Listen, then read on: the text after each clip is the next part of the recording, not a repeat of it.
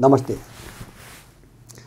मैले आज फेरि एकपटक विश्वको भूराजनीतिक ध्रुवीकरणको एउटा आयाम, त्यो आयाम भनेको के हो भन्छ भने मेरो आफ्नो बुझाइअनुसार मैले धेरै पटक भन्दै आएको छु, विगत 500 वर्ष यताको जो पश्चिमा वर्चस्व अथवा पश्चिमा प्रभुत्वको जो युग थियो त्यो अब अन्तिम अवसानको चरणमा प्रवेश गरेको छ र त्यो एक किसिमले लटखटाएको छ। अब खुट्टा टेक्न नसक्ने गरी लटखटाएको छ र ढल्दैछ, पूर्णतया ढल्दैछ। कसरी ढल्दैछ भन्छ भने जस्तो हाम्रो पौराणिक साहित्यमा एउटा पुतनाको कथा पढ्छौँ हामीले, कृष्ण र पुतनाको कथा। कंसले छोडेकी उनकी बहिनी पुतना, जो चाहिँ कृष्ण कतै जन्मेर कंसलाई पछि मार्ने कृष्ण कतै जन्मेर बसेको छ भर्खरै भन्ने चाहिँ उनलाई सन्देश गएपछि कृष्णलाई मार्नको निम्ति उनले पुतनालाई पठाए र त्यो कृष्णले चाहिँ तपाईको कृष्णलाई समातेर उसले दुध चुसाउँदा दुधमा चाहिँ विष दलेर आएकी थिइन् पुतना। चुसाउँदाखेरि त्यो चुसिकन त्यो दुध मात्रै होइन कि उसको रगत पनि चुसेर पुतनालाई गर्ल्यामै ढालेर मारे चाहिँ त्यो कथा चाहिँ पश्चिमाहरू अब गर्ल्याम गुडुम पुतना चाहिँ ढल्ने अवस्थामा पुगिसकेका छन्। मैले यहाँहरूलाई केही दिन अगाडि अलिकति अगाडि मैले ब्लिङ्केनको एउटा कुरो राखेको थिएँ, अमेरिकन विदेश मन्त्री। उनले के भनेका थिए भन्छ भने यो चाहिँ धेर पनि अगाडिको कुरा हो, पश्चिमा विश्व व्यवस्था अब गइसकेको छ यसो भनेका थिए। र त्यसको केही समयपछि लगभग 3 हप्ता अगाडि मैले भिडियो पनि बनाएको छु, तपाईहरुले सुन्नुभयो। अमेरिकन राष्ट्रपति ब्लिङ्केनले, यो 2-3 हप्ता अगाडि कुरा हो, ब्लिङ्केनले अमेरिकामा खुलेर के भने भन्छ भने सोभियत सङ्घको विघटन भएपछि 1991 मा अमेरिकी नेतृत्वको जुन विश्व व्यवस्था थियो त्यो अब काम गर्न नसक्ने भइसक्यो अथवा त्यो सिद्धियो। अब अमेरिकाले अर्को नयाँ आफ्नै नेतृत्वको अर्को विश्व व्यवस्था बनाउनतिर लाग्नुपर्छ भन्ने कुरो उनले बोले। त्यो औपचारिक घोषणा हो भन्छु मैले। त्यो पश्चिमाहरू अब ढले भन्ने कुराको औपचारिक घोषणा हो। अब यो ढल्ने भने के हैन, ढल्ने भने के, ढल्ने भनेको युद्धमा तपाईको लडाईँमा कुनै देशको सेनाले हार्ने मात्रै ढल्ने होइन हैन, सेनाले हारेर मात्रै कोही ढल्दैन। त्यो ढल्ने चिजसँग धेरै जोडिएको हुन्छ। जस्तो ढल्ने कुरासँग उसको सैन्य शक्ति जोडिएको हुन्छ, ढल्ने कुरासँग उसको अर्थतन्त्र जोडिएको हुन्छ, ढल्ने कुरासँग उसको प्रभाव जोडिएको हुन्छ, उसको सभ्यता र संस्कृति हुन्छ, उसलाई मान्छेले मान्ने नमान्ने कुराहरू हुन्छन्, नैतिकता, विश्वास, सारा चिजहरू हुन्छन्। तर यिनीहरू एक एक गरेर छिन्न भिन्न भइरहेका छन् अहिले पश्चिमी दुनियाँमा। मैले बाइडेनको कुरा गरेँ हैन। जस्तो ढल्ने भनेको के हुन्छ भने विश्वास ढलेपछि ढल्ने प्रक्रिया सुरु हुन्छ र विश्वास ढलेपछि प्रभाव ढल्छ, प्रभाव ढलेपछि त्यो शक्ति कमजोर हुन्छ, त्यसपछि त्यसको मिलिटरी पनि ढल्छ, त्यसपछि त्यसको अर्थतन्त्र पनि ढल्छ, सबै चिज ढल्छ। अब यो जस्तो मैले पश्चिमाहरूको 500 वर्ष यताको युग भने यिनी कसरी चाहिँ शक्तिशाली भएका थिए। 500 वर्ष जस्तो उनीहरूले भास्को डी गामा र कोलम्बसको कुरा गर्छन्, जसले इन्डियादेखि लिएर अमेरिकन महाद्वीपसम्मको पत्ता लगाए। त्यसपछि उनी सुरु गरे हैन, विश्वमा निस्किन सुरु गरे युरोपियनहरू र धेरै ठाउँमा गए, जस्तो पोर्चुगिजहरू, स्पेनिसहरू, त्यसपछि तपाईको ब्रिटिसहरू आदि इत्यादि निस्के। निस्किसकेपछि जहाँ जहाँ गए यिनी 3 ठाउँलाई उपनिवेश बनाए, अफ्रिकालाई, एसियालाई अथवा चाहिँ तपाईको अमेरिका, 2टा अमेरिका, उत्तर र दक्षिण अमेरिकालाई उपनिवेश बनाए। बर्बरतापूर्वक त्यहाँका मान्छे मारे, कबिलाहरू मारे र त्यसपछि लगातार यिनले 500 वर्ष त्यो दुनियाँको बेहिसाब चाहिँ लुट मचाए। र एउटा चाहिँ इन्डियाको आँकडा अनुसार मात्रै पनि इन्डियामा जो इस्ट इन्डिया कम्पनी आयो हैन, इस्ट इन्डिया कम्पनीले मात्रै यहाँबाट निस्कदासम्म इन्डियाबाट 450 खरब डलर लुटेर लगेको चाहिँ तथ्याङ्क छ। 450 खरब डलर लुटेर, अब त्यो बेलाको चाहिँ तपाईको मूल्य, अब त्यसलाई अहिले चाहिँ डलरमा तपाईको उ गर्दाखेरि कति जान्छ त्यो हिसाबमै आउँदैन। ब्रिटिसहरूले एउटा इन्डियाबाट मात्रै त्यत्रो लुट मचाएका थिए। भनेपछि सिङ्गो पश्चिमाहरूले यो सारा पृथ्वीभित्र पसेर यिनले कति लुटे होलान् त्यो मान्छेले कल्पना गर्न सक्ने कुरै होइन। उनीहरू धनी सम्पन्न त्यहाँबाट भएका हुन्। त्योभन्दा अगाडि हालत के थियो म तपाईँलाई एउटा उदाहरण दिन्छु। 1835 मा लर्ड मेकालेले बेलायतको संसदमा एउटा रिपोर्ट, इन्डियाको अध्ययन गरेर एउटा रिपोर्ट, इन्डियन सभ्यताको अध्ययन गरेर एउटा रिपोर्ट पठाएका थिए।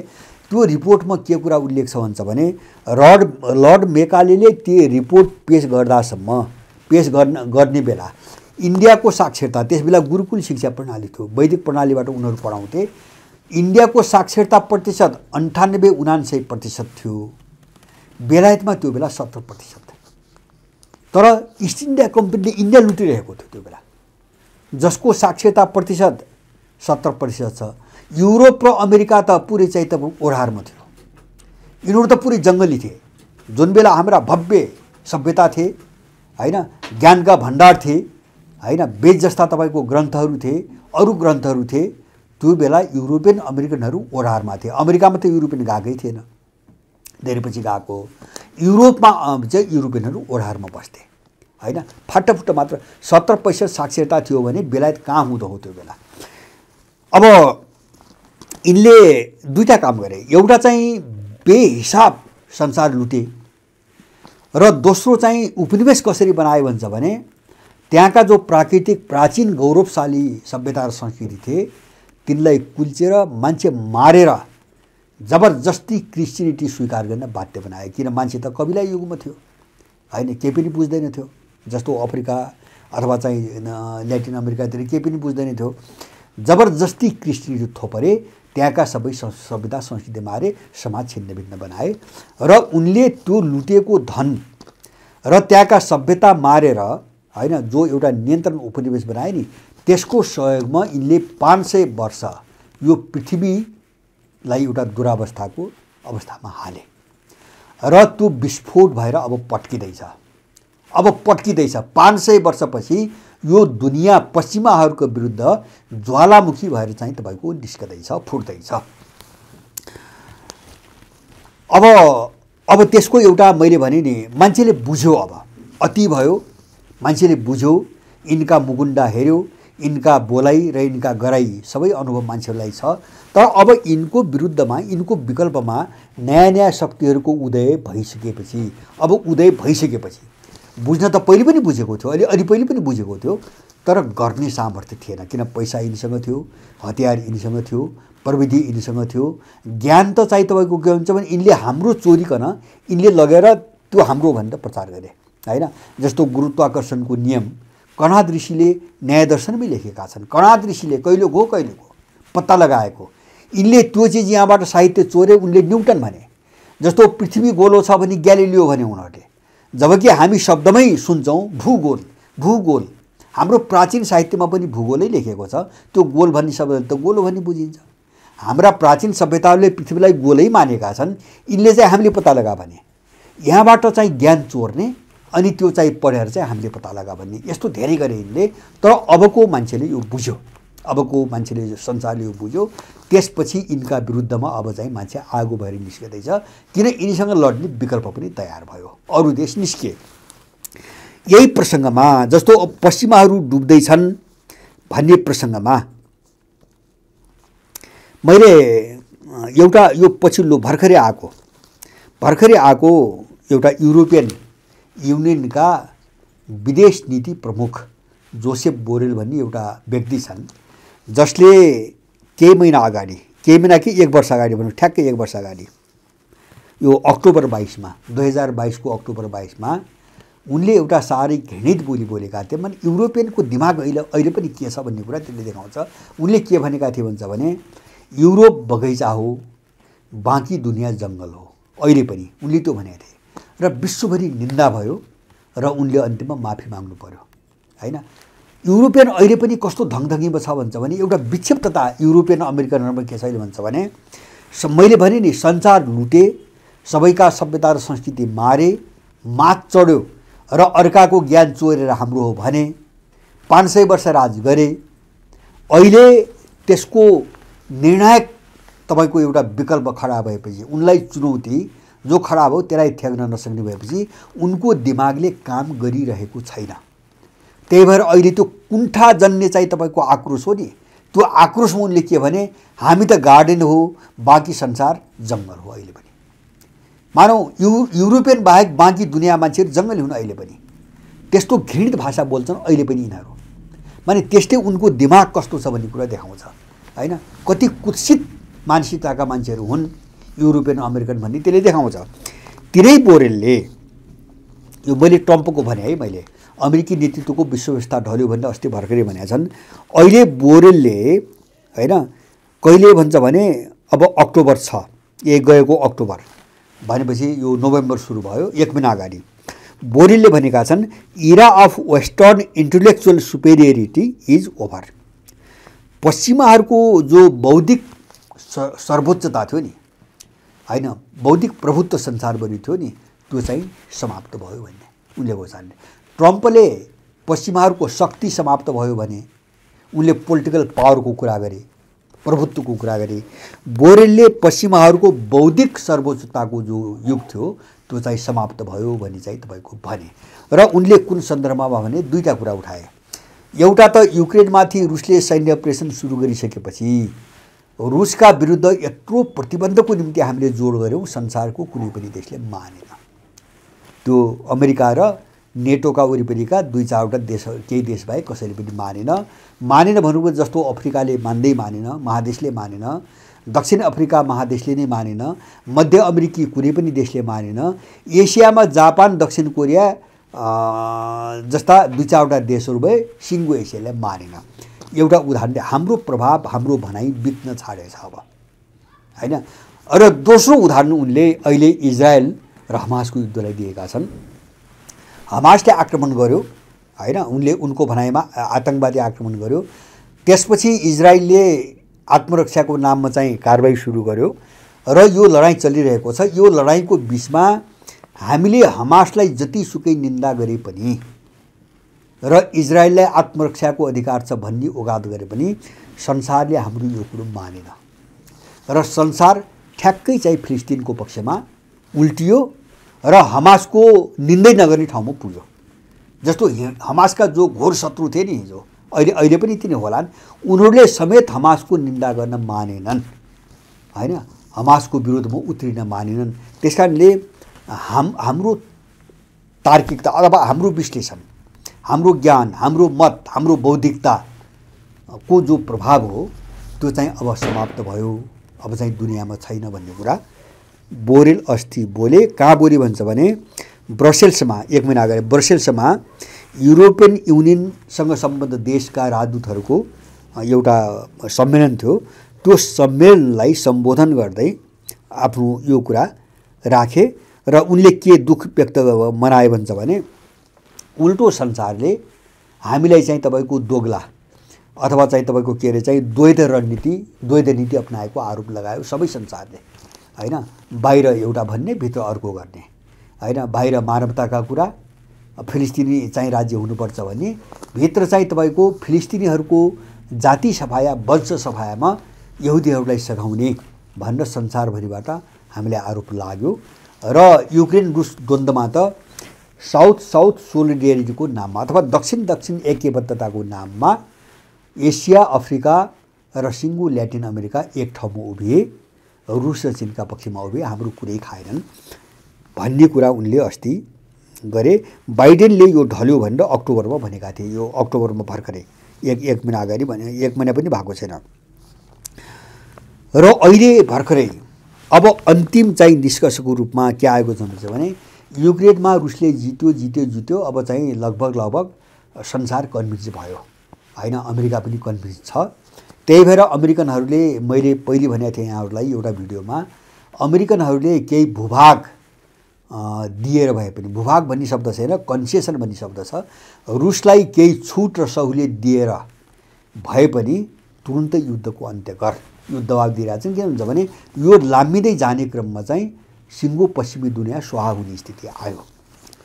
अब युक्रेन पराजित भयो, उनीहरू चाहिँ त्यो निष्कर्षमा पुगे। त्यही भएर अहिले चर्चामा आइरहेका समाचार अनुसार जेलेन्स्कीलाई पदमुक्त गर्ने योजनामा पश्चिमाहरू लागेका छन् अहिले। जेलेन्स्की घाँडो भयो, भ्रष्टाचारको कुरा भन्छन्, जस्तो उनको निर्देशन धेरै पटक अटेर गरेको, अर्को ढङ्गले काम गरेको कुराहरू गर्छन्। उनले दिएका हतियारहरू सबै बाहिर तस्करी गरेको, हैन, लुट मचाएको आरोप लगाइरहेछन्। किन भोलि सिद्ध्याउने एउटा बहाना हो, आरोप लगाइरहेछन्। तर जेलेन्स्कीलाई विदा गर्ने तयारीमा छन्। किन जेलेन्स्की रह्यो भने अब चाहिँ तपाईँको रुस बाट चाहिँ हामी सिद्धिन्छौँ भन्नेमा पुगेका छन्। र अहिले अस्ति नोभेम्बर 10 3 4 दिन अगाडि नेटोको महासचिव स्टोल्टेनबर्गले एउटा अभिव्यक्ति दिए कुनै भाषणमा भने रसियन भिक्ट्री माने युक्रेनमाथिको विजय, रसियन भिक्ट्री अ ट्रेजेडी, एउटा ठुलो ट्रेजेडी हो। यो रुसले युक्रेनमाथि जित्ने भनेको नेटोको निम्ति, पश्चिमाहरूको निम्ति ठुलो ट्रेजेडी, ठुलो आपत, ठुलो दुखान्त हो। र त्यो परिदृश्य अब देखिँदैछ। अब अस्तिसम्ममा यहाँसम्म आइरह्यो। अब यसबाट के बुझिन्छ, मैले अघि नै भने नि ढल्ने भनेको के, जस्तो सामान्य मान्छेले बुझ्दाखेरि ढल्ने भन्नेलाई सानो अर्थमा बुझ्छ, सेना ढल्ने, युद्ध हार्ने भन्ने मात्रै बुझ्छ। युद्ध मात्रै हाल्ने ढलिन्न। किन भन्छ भने शक्ति र सामर्थ्यसँग धेरै पाटा जोडिएका हुन्छन्, हैन, धेरै पाटा जोडिएका हुन्छन्। जस्तो आर्थिक रूपमा पनि एउटा तथ्याङ्क आएको छ, अमेरिका त ऋणबाटै चलाए देश भयो। अब त्यसले ऋण चाहिँ कहिल्यै पनि तिर्न सक्दैन, कहिल्यै पनि तिर्न सक्दैन। एउटा आँकडा मैले सायद चाहिँ 2 महिना अगाडि चाहिँ मैले यहाँहरूलाई भनेको दिन राखेको थिएँ, अमेरिकाको ऋण यति भयो अरे अहिले 35 लगभग 34-35 ट्रिलियन भनेपछि 350 खरब, 1 ट्रिलियनमा 10 खरब हुन्छ, 350 खरब डलर त पुगिसक्यो। र अस्ति भर्खर बैंक अफ अमेरिका, ब्लुमबर्गले ल्याएको छ, बैंक अफ अमेरिकाले गरेको अनुमान के हो भन्छ भने अब 2000 माने 2050सम्म पनि कति मैले मिति बिर्सेँ है, 50 होइन 33 सम्म कति भन्छ है। अब अर्को 10 वर्षभित्र अमेरिकाको ऋण चाहिँ 50 ट्रिलियन पुग्छ भन्ने अनुमान गरेका छन्। अब त्यो घट्ने उसमा छैन। 50 ट्रिलियन पुग्यो भने एक अमेरिकाको टाउकामा 1.5 लाख डलर ऋण पर्न आउँछ। एउटा अमेरिकाको टाउकामा अमेरिका डुबिसक्यो, हैन। जस्तो आर्थिक रूपमा त्यो हालतमा गए, युरोप त्यस्तै मन्दीमा गयो, सैन्य रूपमा जस्तो युक्रेनमाथि केही गर्न सकेनन्। अब हमाससँग युद्ध भयो, यिनले नसोचेको शक्तिको रूपमा हमास उदायो। अब मिलिटरी कोणबाट पनि हार्दैछन्, यिनको कुरो कसैले नखाने भए, यिनको बौद्धिक प्रभाव पनि नष्ट हुँदैछ। अनि भोलि के हुन्छ बिस्तारै अब चौतर्फी कमजोर हुँदै गएपछि यिनका मूल्य मान्यता, यिनका कल्चर, यिनका सभ्यता संस्कार पनि कसैले मान्दैन, छोड्दै जान्छन्। किन्तु जबरजस्ती लादिएको छ।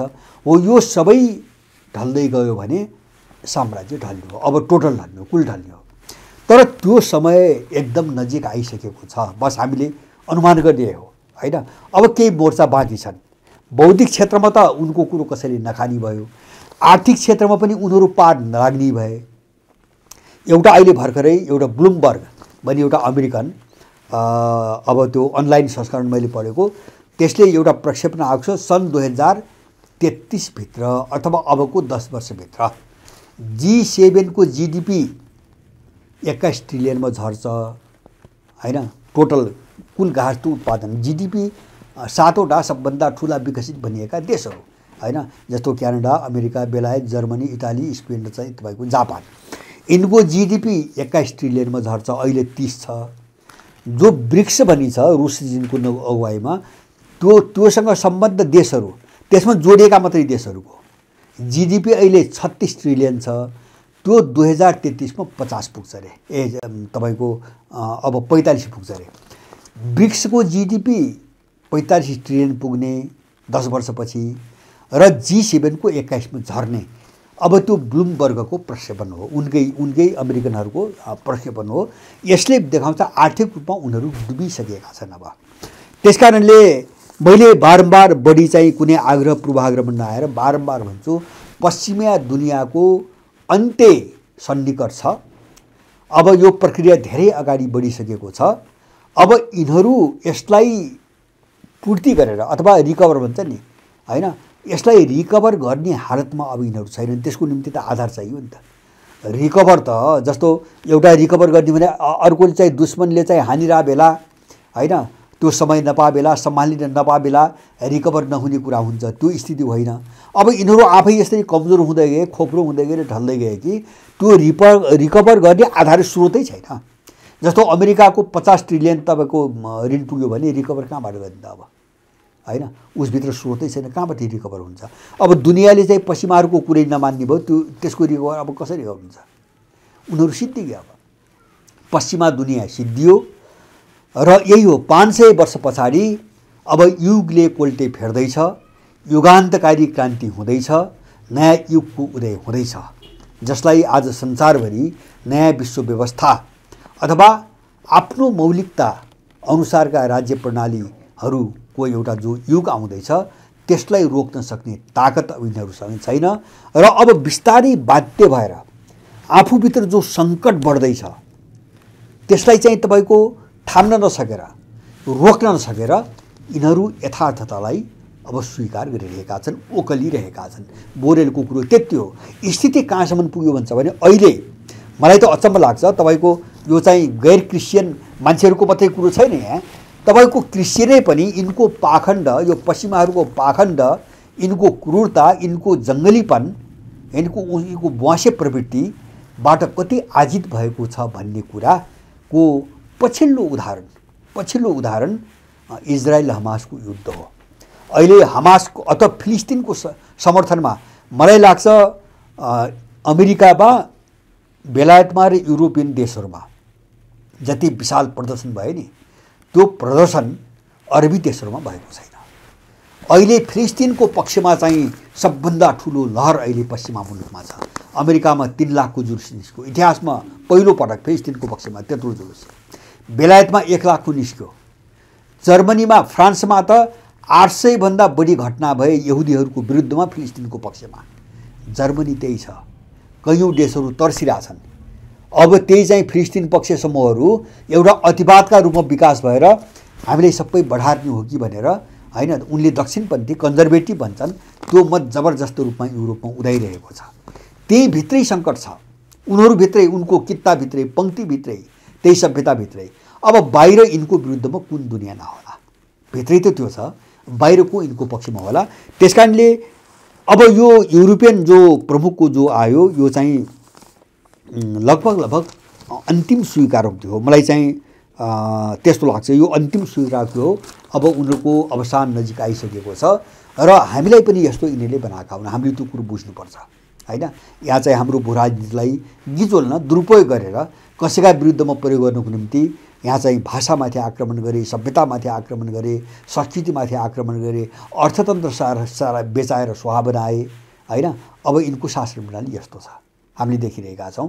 अब यो हालतमा यिनले नै पुर्याएका हुन्, यसमा कुनै शङ्कै हुँदैन। यिनको अन्त्यपछि मात्रै मलाई लाग्छ 500 वर्षको जो कालो रात्रि थियो, कालो अध्याय थियो नि, त्यो कालो अध्याय भनेको बर्बरताको, क्रूरताको, अमानवताको, अप्राकृतिकताको जो कालो युग थियो, यो सदाको निम्ति अन्त्य हुँदैछ। त्यो नै अब नयाँ युग अथवा भनौँ अर्को भाषामा सत्य युगको आरम्भ हुँदैछ अब, होइन? यो अपराधको अन्त्यपछि नै अब सत्य युगको थालनी हुन्छ, सत्यको हातमाथि पर्छ र त्यो दिन नजिक आइसकेको छ भन्ने चाहिँ मलाई चाहिँ लाग्छ।